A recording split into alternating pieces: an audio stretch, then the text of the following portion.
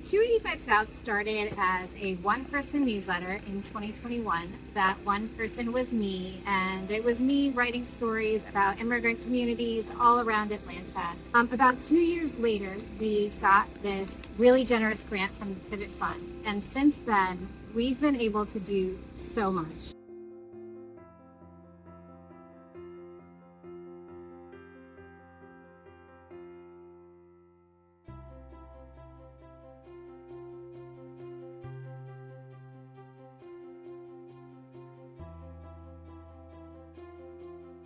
For one, we were able to turn into a single person newsletter to a proper news site where we have stories about everything from the local impact of immigration enforcement to language barrier issues that come up here in immigrant and refugee communities, to stories about food and culture and music. And we provide useful information like where to find low-cost mental health care in the Atlanta area. We've only been able to do that because with the Pivot Fund, we were able to hire and work with immigrant community reporters from across the metro Atlanta area. Because we've been able to expand to more of a news organization, we have been able to launch partnerships with other local media here. That ranges from local Spanish language media to WABE, which is the NPR affiliate.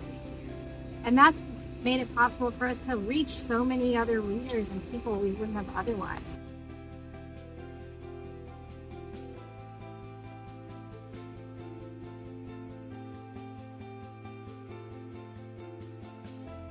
We have impacts that are on bigger institutional levels. For instance, after our reporting showed that Afghan community members were struggling to take the driver's permit test because they didn't have a Dari language option, the Georgia Department of Driver Services added Dari to the driving language option list.